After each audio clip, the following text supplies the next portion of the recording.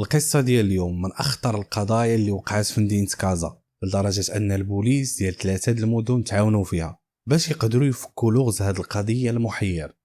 قضية السبب فيها بزاف ديال الحوايج، الخيانة والطمع وحتى الإهمال. وشي مرات الصدفة ما كتكونش خير من 1000 ميعاد، بالعكس كتكون صدفة تقدر تنهي حياة الإنسان بأبشع الطرق، وكيتمنى كون عمرها ما كانت في حياته هاد الصدفة أصلا. القصة والقضية ديال اليوم تفاصيلها ما كتخطرش على البال إلا كنتي أول مرة كتشوفني. أنا اسماعيل وهذه قناة القصص والقضايا المغربية. ما تنساوش تشاركوا في القناة، نكبروا العائلة، حيت هنا ما كنعاودوش غير القصص هكاك، بالعكس كنحاولوا نعالجوا مواضيع مهمة في المجتمع المغربي، وأكيد باش ناخذوا منها العبرة. وكل قصة وقضية عندها بزاف ديال الروايات، ولكن هنا غادي تسمعوا الحقيقة كاملة.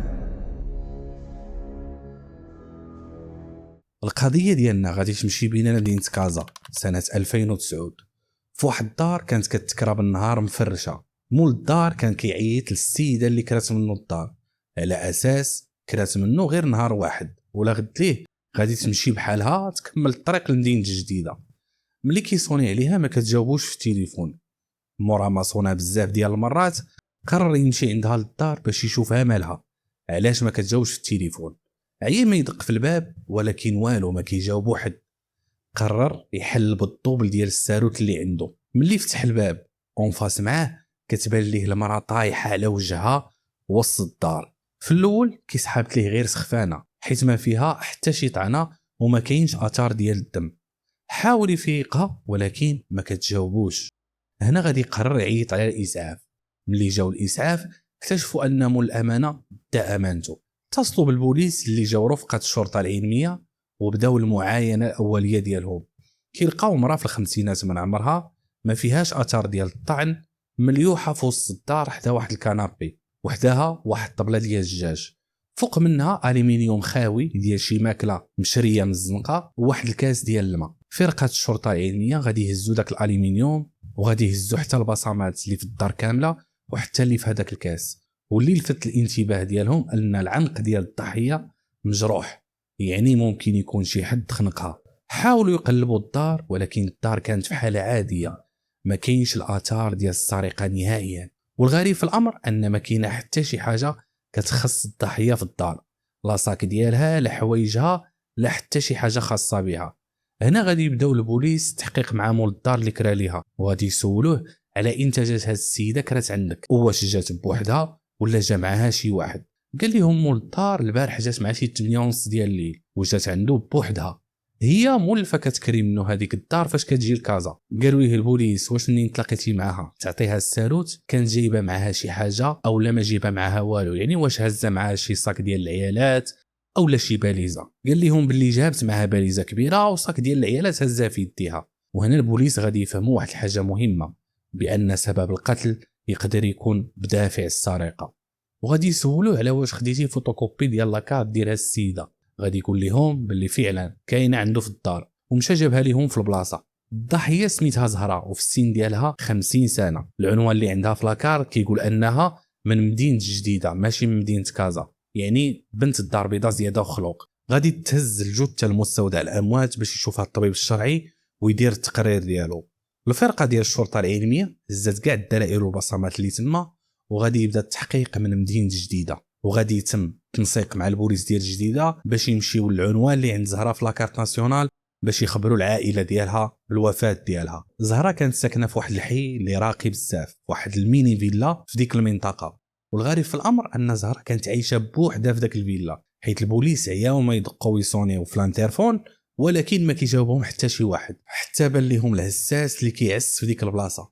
جا عندهم وقال لهم باللي راه ما كاين حتى شي حد دابا في الدار، والحاجه زهره راه مسافره عند ولدها لطنجه. البوليس غادي يسولوه على واش عنده النمره ديال ولدها، قال لهم لا ما عنديش النمره ديال ولدها اللي في طنجه، ولكن عندي النمره ديال ولدها اللي عايش هنا في جديده حيت هو اللي كيجي يزورها بزاف. وعطاني نمرته وقال لي الا وقعت شي حاجه اورجون يعيط عليا. خداو منه النمره واتصلوا به باش يمشي لعندهم الكوميساريه باش تما يخبروه بالموت ديال امه. وفي نفس الوقت يحقوا معاه، ربما يعطيهم شي راس الخيط او لا شي بيست اللي تحل لهم هذه القضيه. وغادي يكملوا البوليس التحقيق مع العساس وغادي يسولوه على زهره واش مزوجه وشحال عندها ديال الاولاد. قال لهم باللي زهره مات راجلها هذه مده كبيره وعندها 2 ولاد وبنت، واحد ساكن في طنجه وخدام تما والثاني ساكن هنا في الجديده، اما البنت فراهي عايشه في فرنسا وكتقرا تما ومده كبيره هذه ما جات. البوليس سولوه واش عمرك شفتي شي حد جا عندها الفيلا؟ قال لهم العساس باللي بزاف ديال الناس كيجيو عند زهره الفيلا بحكم انها كتخدم تريتورا في داكشي ديال الافراح والمناسبات. شي بعض المرات كيجيو عندها الخدامه وبعض المرات حتى الكليان ديالها. واخر سؤال سولوه البوليس للعساس هو امتى سافرات عند ولدها لطنجه. قال لهم هذه شي سيمانه تقريبا ولا اكثر، وكان جات لعندي ووصاتني باش نرد البال للفيلا بلا ما ترجع هي، وقالت لي غادي تجلس عند ولدها واحد 10 ايام تقريبا. وفي هذه اللحظه بالضبط غادي يوصل ولد زهره اللي ساكن في الجديده لعند البوليس وغادي يخبروه بالوفاه ديال امه. صعيبه الصراحه بزاف، وحنا كنعرفوا المعزه ديال الام والقيمه ديال الام. الله يخلي لينا الامهات ديالنا، واللي توفات الام ديالو الله يرحمها ويجعلها من اهل الجنه ان شاء الله. ولدها اللي ساكن في الجديده سميتو يونس، وهو ولدها الكبير مزوج وخدام اطار في شركه كبيره، تخلص مزيان وعنده وليد يلاه تزاد تقريبا هذه واحد العام. ملي سمع هذا الخبر نزل على قلبه بحال شي جمره، تصدم صدمه كبيره. ولكن البوليس حاولوا يصبروه وخلاوه على خاطره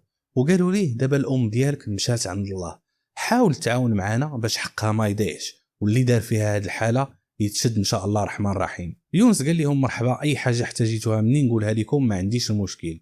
قالوا ليه واش الام ديالك عندها شي اعداء وواش كتشك في شي واحد اللي يقدر يكون دار فيها هذه الحاله؟ يونس قال في الاقوال ديالو ان مو ما عندهاش اعداء، بالعكس كلشي كيبغيها كلشي كيحترمها حيت كانت كتعامل زوين معهم وعمرها جبدات الصداع مع شي واحد اصلا. داخله سوق راسها كتمشي للمحل ديالها في الصباح كترجع في وقت الغداء وكتخلي غير واحد البنت اللي مقابله ليها المحل، والا جا شي كليان كتمشي في العشيه تلاقى معاه باش ترصي معاه الامور، خصوصا في الوقيته ديال الشتاء الخدمه في الحفلات والمناسبات كتقلال. البوليس غادي يسول يونس على علاقتها مع الخدامه كيفاش كانت دايره. قال لهم باللي الخدامه اللي كتخدم معاهم خدامين معها من ايام كان الوالد الله يرحمه باقي في الحياه وكتعامل معاهم بحال عائلتها، والا سولتوهم غادي يقولوا لكم هذا الشيء بفمهم. سولوه على فين يقدروا يلقاو هاد الخدامه اللي كيخدموا مع زهره. قال لهم يونس باللي النوامر ديال السربايه ولي فورنيسور اللي كيجيبوا لهم السلعه واي حاجه احتاجوها غادي تعطيها لهم منال. منال هي البنت اللي مقابله المحل وكتستقبل الناس اللي كيجيو عند زهره باش ترسي معاهم الوقت واي حاجه على الفرح ديالهم او لا المناسبه ديالهم. غادي يطلبوا من يونس يعيط على خوه اللي في طنجه باش يجي حتى هو ويحقوا معاه الا قدر، واذا ما كانش في الاستطاعه ديالو يقدر يتحقق معاه في طنجه. المساله عاديه، ولكن الى جات جديده بحكم انه اخر واحد شافها غادي يعاون البوليس اكثر واكثر. يونس اتصل بخوه وعلمو بشنو وقع للام ديالهم، وحتى هو خدا النصيب ديالو من الصدمه. خو سميتو محسن واللي ما صغيرش منه بزاف، الفرق ديال شي عام ونص بيناتهم تقريبا. محسن قبل انه يجي جديده باش يتحقق معاه ويعطي الاقوال ديالو للبوليس، ولكن قبل ما يجي البوليس خداو العنوان ديال المحل ديال زهره من عند يونس ومشاو فعلا لقاو منال هي اللي كاينه في المحل، واللي بالدور ديالها حتى هي ما قدراتش تحمل الصدمه فاش عرفات الخبر بحكم انها كانت كتعتبر زهره بحال اختها الكبيره او الام ديالها. وهذا الشيء اللي قالت للبوليس بالحرف، ومن خلال التحقيق معها جاوبات نفس الاجوبه اللي قال الابن ديالها يونس. قالت بان زهره انسانه محبوبه وضحوكيه وواحد الانسانه اللي في قلبها على لسانها، وما كاينش شي حد اللي كيكرهها او عندها شي عداوه مع شي حد نهائيا، بالعكس المنافسين ديالها في الدومين وعزيزه عليهم، فما بالك الاعداء ديالها اكيد ما غاديش يكونوا اصلا. البوليس غادي يسولوا منال جوج الاسئله مهمين. الاول هو واش زهره كانت في علاقه مع شي حد، والسؤال الثاني هو واش كان عندها شي صداع مع ولادها، لان البوليس شكوا في ان هذه الجريمه ربما تكون تمات بسبب الورث مثلا او لا بسبب الثروه ديال امهم. قالت لهم منال لا بالعكس كانوا كيبغيوها بزاف، ولدها محسن اللي في طنجه انسان سكوتي وكيحشم بزاف وديما كتمشي عنده وتجلس معاه بزاف بحكم انه وحداني ومازال ما مجوش. اما يونس كان هو اللي كيتهلا فيها ويزورها ويخرجها حيت الحاجه ما كانتش كتعرف تسوق وكتخاف من السوقان وعندها منه فوبيا، وحيت يونس عنده الطوموبيل كيخرجها وكيتسارى بها وكيحاول ما امكن انه يفوج على مهمته. وحتى الطوموبيل ديال الخدمه ما كتكونش ديما ديسپونيبل حيت اغلبيه كنخدموا بها في الصخره وفي بزاف ديال الحوايج. وزاد قالت منال ان العلاقات الغراميه ديال الحاجه زهره ما كتعاودهم حتى شي واحد، هذا الشيء الا كانوا عندها في الاصل وهما عمرهم ما شافوها مع شي حد، ولكن اللي عارفه هي انها كانت باغا تتزوج وما كرهاتش تلقى شي واحد اللي يناسبها وتزوج به، حيت هي ديما كتقول باللي قنطات في ذاك الفيلا بوحدها وولادها داروا حياتهم وهي بقات وحدانيه. اما بخصوص بنتها اللي عايشه برا فهي ما كتجيش بزاف، مره واخر مره جات لهنا هذه راه شي 3 سنين دابا. البوليس سولوا منال على امتى اخر مره اتصلت بك، قالت لهم غير البارح مع شي 12:30 ديال الليل، يعني نهار وقوع الجريمه بالضبط. البوليس استغربوا قالوا ليها علاش اتصلت بك مع ذاك الوقت معطل، قالت لهم حنا مولفين ما كنعسوش بكري بحكم خدمتنا، واذا كانت شي حاجه ديال الخدمه فراه عادي تقدر تعيط ليا في اي وقت، وهذا هو السيستم والنظام ديال الخدمه عندنا. البوليس سولوها على سبب الاتصال، قالت لهم منال بلي اتصلت بيا على وديت واحد الاسبوع اللي كان عيط ليها واحد الكليان ديالنا وبغانا نتكلفوا ليه بالحفله ديالو من جميع النواحي، وهي اتصلت بيا باش نبدا نوجد الامور في الصباح. البوليس فهموا مزيان ان التليفون ديال زهره ممكن يكون خيط كبير في حل لغز هذه القضيه. في هذا الوقت غادي يجي محسن باش يحقوا معاه، اللي غادي يقول ان الام ديالو مشات في الكار لانها كيعجبها تسافر فيه ومشات في واحد الشركه اللي معروفه، وملي كتجي عنده كتكون راجعه بحالها كيبقى مواكبها هو بالتليفون، يعني كيسول فيها كل مره فين وصلات وكيشوف حالتها حتى كتوصل بالسلامه. ولكن منين وصلت تقريبا 6 ديال العشيه بالضبط اتصلت به وقالت ليه باللي راه وصلت لكازا وغادي تنزل عند شي صاحبتها جابت معاها حتى الصباح وتكمل الطريق حيت عيات وبغات ترتاح شويه. ومنين ضربات 8 ديال الليل هي اللي عاودت اتصلت به وقالت ليه باللي انها راه وصلت عند صاحبتها بالفعل وغادي تنعس باش الصباح تفيق بكري تكمل الطريق. والصباح ملي اتصل بها هو لقى تليفونها طافي وقال مع راسو راه ممكن يكون ديشارجا او لا ما رداتليش البال منين طفى ليها. البوليس سولوا محسن على الوقت فاش قلعات زهره من طنجه، قال لهم تقريبا باللي مع شي الوحده الا ربع ديال النهار تغدات وشدات الطريق مباشره. البوليس فهموا انه تزاد عندهم خيط جديد ومهم اللي يقدر يحل لغز محير اللي هو الكار فين سافرات زهره، حيت الشركه ديال الكيران اللي قال لهم محسن معروفه ان المحطات ديالهم الاغلبيه فيهم كاميرات المراقبه خصوصا ديال طنجه وحتى ديال كازا. الحدود الساعه تحقيقات داروهم البوليس ديال الجديده ودار خدمه نقيه بزاف، وغادي يبلغوا البوليس ديال كازا بهاد التحقيقات كامله ووجدوا لهم ملف كافي وكامل على كاع التحقيقات اللي دارت في جديده بالتفاصيل ديالها. وغادي يبدا التنسيق الثاني بين البوليس ديال كازا وديال طنجه اللي غادي يتجهوا للوكاله او المحطه ديال الكيران فين مشات زهره او منين ركبت زهره، ومن خلال كاميرات المراقبه بان بان زهره مشات بوحدها في الكار، يعني منين وصلها ولدها للكار ومشى بحاله هي طلعت بوحدها وما كان معاها حتى شي واحد. ولكن الغريب في الامر هو انه منين نزلت زهره في كازا ومشات تجيب الباليزات ديالها ما كانش بوحدها وكان معاها واحد الولد اللي كيتعتبر قد ولدها ومازال شاب. هذا الشيء اللي غادي يخلي البوليس يعاود يشوف داك الشاب واش ركب من طنجه ولا مشي من بلاصه واحده اخرى من خلال الكاميرات ديال المراقبه اللي كاينه في المحطه. وبالفعل غادي نلقاوه ركب من طنجه ولكن حتى هو بوحده، والفيديوهات ديال كاميرات المراقبه بان بانه داك الولد داز من حدا زهره شحال من مره وما هضرش معاها وكانه ما كيعرفهاش. ومن بعد بحث كبير مع الوكاله ديال الكيران غادي يكتشفوا ان داك الشاب رقم المقعد ديالو، يعني الكرسي اللي غادي يجلس فيه كان حدا الكرسي فين غادي تجلس الحاجه زهره، يعني الارقام ديال الكاسه جاو حدا بعضياتهم. والغريب في الامر ان هاد الارقام ديال المقاعد كانوا غير صدفه وكل واحد قطع بوحده، يعني حتى واحد فيهم ما قال الاخر قطع لي حداك او لا شي حاجه من هذا القبيل، بالعكس نهائيا. البوليس ديال طنجه غادي يقدروا يجيبوا النمره ديال الطاكسي اللي وصل داك الشاب للمحطه وغادي يحقوا معاه وغادي يسولوه على داك الشخص اللي وصلوا للمحطه هذه شي 4 ايام تقريبا وعطاوه الوصف ديالو. مول الطاكسي ما غاديش يتفكر داك السيد وما غاديش يعقل عليه، ولكن ملي وراوه التصويره ديالو تفكروا وقال لهم باللي هزوه من واحد الحي شعبي في طنجه وداهم حتى لذاك الحي ولا بلاصه منين هزوه بالضبط. هنا البوليس ديال طنجه غادي يبدا البحث في هذاك الحي ومن خلال الناس اللي تما قدروا يعرفوه بطبيعه الحال ويتعرفوا عليه وعرفوه انه ماشي ولد طنجه ولكن ولد كازا، وكان في طنجه خدام مع شي باص وكان ساكن مع شي ولد تما كارين واحد البيت بجوج. هاد الولد سميتو نبيل وكيخدم بلومبي. ملي سولوه على الدري اللي كان ساكن معاه من بعد ما وراوه تصويرته وتاكدوا بانه بالفعل هاد الدري كان ساكن معاه وحتى هو ما نكرش، قال لهم هاد الدري سميتو رضوان وكان ساكن معايا وتلاقيت معاه في واحد الخدمه هنا في طنجه، انا كنت مكلف بالقواز وهو كان كيصيب القبص. تعرفنا على بعضياتنا، كان هو كيقلب على الكرا، اقترحت عليه باش يجي يسكن معايا ويقسم معايا الكرا ومن ثم هو ساكن معايا تقريبا هادي شي 20 يوم، يعني ماشي بزاف باش تسكن معاه، ولكن دابا كنصوني عليه باش يخلصني في الشهر ولكن ما كيجاوبش. البوليس غادي يسولوا نبيل واش رضوان ما خلاش لك فوتوكوبي د لاكارت، قال لهم لا ما خلاهاش ليا. قالوا ليه واخا ماشي مشكل، شنو كنيته؟ قال لهم الصراحه انا ما عارفش كنيته، انا ثقت فيه، هو كان خدام على راسو وانا ما جاتنيش البال نسولو على كنيته الصراحه اولا نطلب منه فوتوكوبي د لاكارت.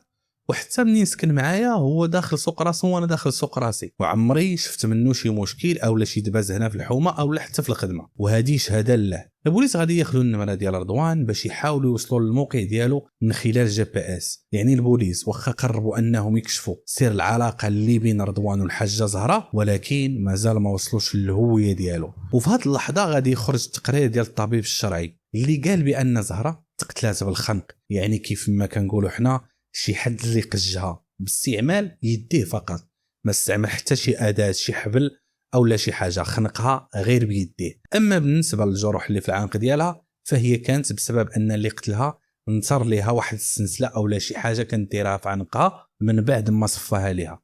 اما وقت وقوع الجريمه فكان ما بين الوحده والجوج ديال الليل. وزاد لقى الطبيب الشرعي في الضفار ديال زهره الزغب ديال واحد المجرم، يعني زهره حاولت تدافع على راسها وتقاوم ولكن ما قدراتش. اما التحليل ديال الماكله وداك الالومنيوم اللي كان فوق الطبله قدروا يعرفوا ان داك النهار الماكله اللي كلاوها كانت عباره عن كفته مشويه، زائد انهم لقاو بصمه مجهوله فوق الطبله وبالضبط في الكاس اللي هضرنا عليه، اللي باينه انها غادي تكون ديال المجرم بنسبه كبيره. البوليس بان لهم انهم خصهم يوصلوا رضوان باي طريقه لانه هو اخر واحد نزل معاها من الكار، وحتى الطريقه باش نزلوا من الكار كتبين على انهم كيعرفوا بعضياتهم مزيان، وهذا الشيء اللي كيثير الشكوك في الحقيقه. البوليس غادي يطرحوا بزاف الاسئله في راسهم، كيفاش ركبوا من طنجه واحد ما كيعرف الاخر، وحتى البلايص في الكار جاو حدا بعضياتهم غير صدفه، حتى نزلوا في كازا مع بعضياتهم وكانهم كيعرفوا بعضياتهم مزيان. واش هاد العلاقه كانت صدفه؟ هذا الشيء اللي غادي نزيدوا نعرفوه في التحقيق. من خلال النمره ديال رضوان عرفوا البوليس ان التليفون ديالو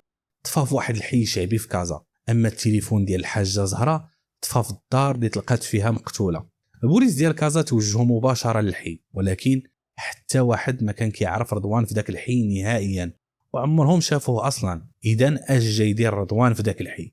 وهذا هو السؤال اللي طرحوه البوليس، وهذا الشيء اللي غادي يخليهم يضربوا دوره في ذاك الحي. غادي يكتشفوا ان في ذاك الحي كاينه واحد القيساريه اللي كيتباعوا فيها التليفونات ويتشراو. واحد المحقق غادي يتوقع ان رضوان ممكن يكون جا لهاد القيساريه غير باش يبيع التليفون ديال الحاجه من بعد ما قتلها. البوليس غادي يبقاو يدوروا على اصحاب المحلات واحد بواحد حتى غادي يوصلوا لعند واحد الدري اللي غادي يتعرف على رضوان، وغادي يقول لهم باللي هاد السيد فعلا جاب ليه واحد التليفون ووراه ليهم لانه مازال عنده ومازال حتى ما تباعش. البوليس غادي يقولوا ليه واش فراسك باللي هاد التليفون الشريف ديال واحد المراه تقتلات وراه مشفور؟ مول المحل قال لهم انا ما كنتش عارف هذا الشيء، ولكن انا ما كنشري حتى تليفون او لا اي حاجه كيف ما كانت بلا ما ناخذ فوتوكوبي ديال لاكارت ديال اللي باعوا ليا، حيت هو كان عارف بان داك الحي الشعبي بزاف ديال التليفونات كيتشفروا كيتجابوا ليه باش يتباعوا، ولكن اللي كيطلب منه لاكار كيسلت بحاله ما كيبغيش يبيعوا ليه، وهاد الطريقه هي اللي كتاكد ليه التليفون اللي مشفور من اللي ما مشفورش. البوليس غادي يقولوا ليه هذا احسن ما درتي،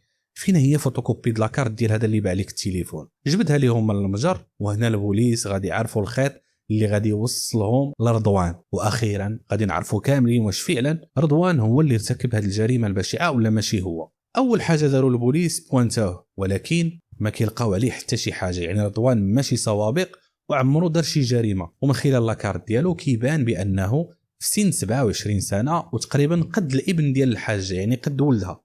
ومن خلال العنوان اللي عنده في لاكارت غادي توجهوا البوليس لذاك الحي اللي هو حي شعبي واحد اخر ماشي هذاك الحي الشعبي اللي لقاو فيه التليفون، غير باش تركزوا معايا وتبقاو معايا. وبالفعل كل شيء كيعرف رضوان في ذاك الحي، حيت زاد تما وكبر تما زياده وخلوق، ساكن مع مو وباه وعنده جوج ديال الخواتات بنات اللي مزوجين وساكنين في نفس الحي. الجيران غادي ينعتوا للبوليس الدار فين ساكن رضوان، وملي غادي يمشيو فعلا غادي يلقاوه في الدار، وبدون تردد غادي يتم القبض على رضوان والتحقيق معه تحت تدابير الحراسه النظاريه. البوليس اول حاجه غادي يديروا غادي يقارنوا البصمه ديالو مع البصمه اللي تلقات في الدار في ذاك الكاس، وبالفعل البصمه غادي تخرج متطابقه. رضوان كان ذاك الليله مع الحاجه زهره في الدار، والسؤال الكبير اش كان كيدير معها في الدار وشنو نوع العلاقه اللي كانت كتجمعهم. وغادي تكون هذه هي الصدمه بالنسبه لكم ملي تعرفوا الحقيقه ديال هذه القضيه. رضوان بقى كينكر وكيقول باللي ما كيعرفش زهره نهائيا وعمره شافها، وخرج فيهم عينيه وبقى كينكر واخا كاع الدليل ديال البصمه. هادشي اللي خلى البوليس يجيبوا مول التليفونات اللي تعرف عليه في البلاصه، ولكن هو مازال غير كينكر ومصدوم، يعني بحال زاد تبت عليه التهمه، واصلا هاد الدلائل راه كيتبتوا عليه التهمه. البوليس باش يقادوا الملف ويجمعوا ويطويو معاه داروا حتى التحليل ديال الADN اللي تلقى ما بين الضفار ديال زهره، والنتيجه كانت متطابقه ما بين الADN ديال رضوان والADN اللي تلقى في الضفار ديال الحاجه. يعني بنسبه 100% رضوان هو اللي متورط في القتل ديال الحاجه زهره. وبقى البوليس غير يخرجوا منه اعتراف كامل اللي يكشفوا به تفاصيل هذه القضيه البشعه، واهم حاجه نوع العلاقه اللي بين الحاجه ورضوان. وبالفعل البوليس غادي يضغطوا على رضوان اكثر واكثر، وغادي يقولوا ليه باللي كاع الادله ضده، والانكار ما عنده فاش ينفعه، سواء اعترف ولا لا، فالتهمه مثبوته عليه ولاصقاه بالدليل والحجه والبرهان. وزادوا قالوا ليه البوليس باللي الا اعترف ممكن يخف عليه الحكم. هنا رضوان ما غاديش يبقى عنده حتى شي حل من غير انه يعترف بالجريمه اللي التفاصيل ديالها ما كانش متوقعه نهائيا وصادمه. قال رضوان في الاقوال ديالو انه منين ركب من طنجه لكازا ما كانش كيعرف زهره نهائيا، وباللي جلس حداها غير صدفه، حيت الارقام ديال البلايص جاو حدا بعضياتهم. في الاول جلس ما مسوقش ليها، ولكن السيده تليفونها ما طفاش على حساب الاقوال ديالو. كل مره كيعيط ليها شي واحد في شكل وكتهضر معاه على الفلوس ومبالغ اللي هما كبار ماشي فلوس عاديين.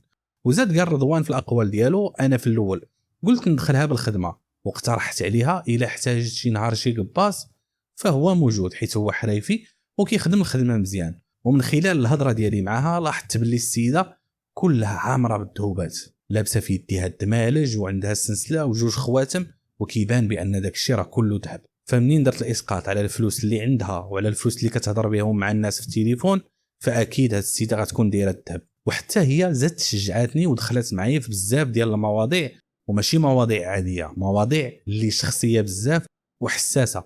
بقات كتسولني واش مجوج، واش داير شي علاقه مع شي وحده، واكثر من هذا الشيء كتهضر وكتقيسني بيديها في شي بلايص اللي في شكل.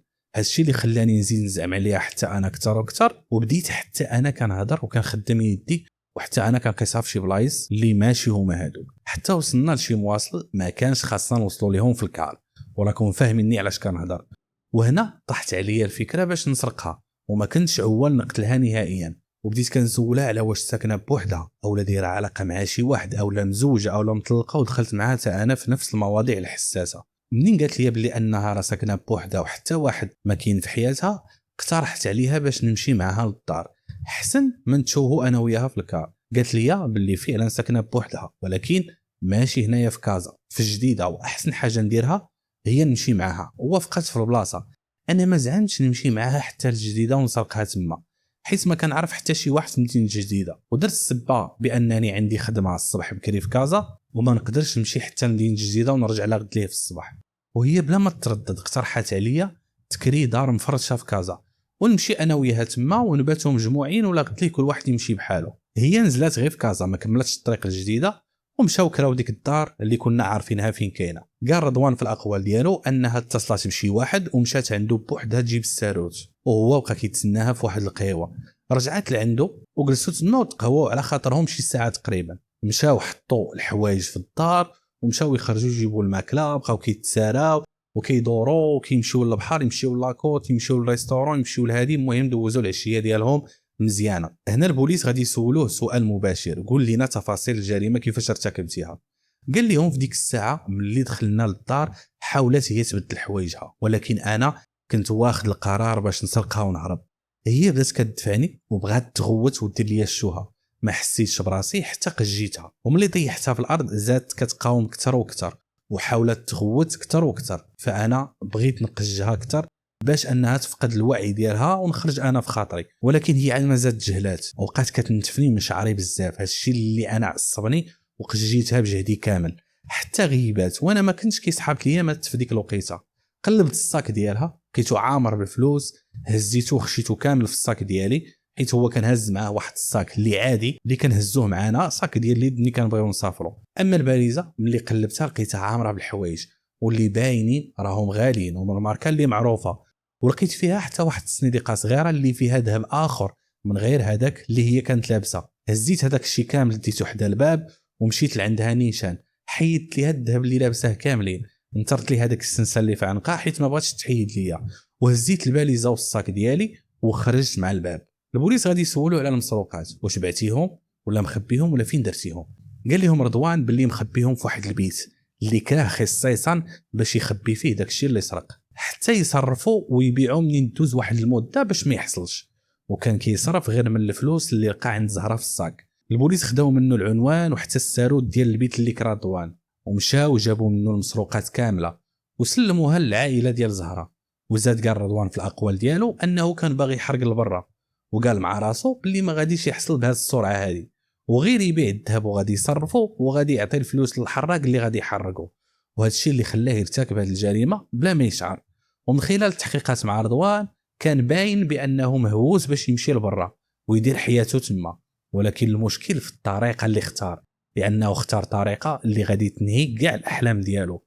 قبل ما ندوزو الاحكام، اش بان لكم في هذه القصه؟ قصه واش من قصه، والقضيه اللي تعاونوا فيها البوليس ديال 3 المدن باش يقدروا يفكوا اللغز ديال مقتل زهره. بان بان زهره كان عندها فراغ عاطفي كبير، وراجلها مات وخلاها صغيره ومازال تقدر تتزوج، ولكن هي قررت تعيش من اجل وليداتها وتربيهم وما تعيش حياتها الشخصيه. ولكن هذا الشيء ماشي مبرر للاختيارات ديالها، لانها اختارت واحد الانسان عشوائيا، بدات معاه بشهوه وسال معاه هو بجريمه بشعه. النعت ديال الحاج او الحاجه فراه مسؤوليه كبيره، ما يمكنش الانسان يوسخها بالافعال ديالو. ممكن الانسان يغلط ولكن حجم الغلط ديالو هو اللي كيحدد النهايه ديالو، وماشي كل مره غادي تخرج لك طريفه. داك الشيء علاش ديما كنقول باللي لا يصح الا الصحيح. رضوان حياته كامله هو كيضرب تمار على والديه وباش يعيش راسو في واحد المستوى ويسافر، في الاخر خرج على راسو، وباختيار السرقه والقتل غادي يتبخر الحلم ديال السفر ديالو. لا هو زاد القدام وحقق الحلم ديالو، لا هو بقى مع والديه واكل وشارب وعايش مستور. تقدم رضوان للعداله والمحكمه حكمت عليه بالمؤبد. كنتسنى التفاعل ديالكم مع القصه في التعليقات، وما تنساوش تشاركوا في القناه. حاجه بسيطه بالنسبه لكم ولكن كبيره بزاف بالنسبه ليا، حيت غادي تحفزني اكثر واكثر باش نزيد نجيب لكم قصص من قاع الخابيه. نتلاقاو في القصه والقضيه الجايه ان شاء الله. الله المعين.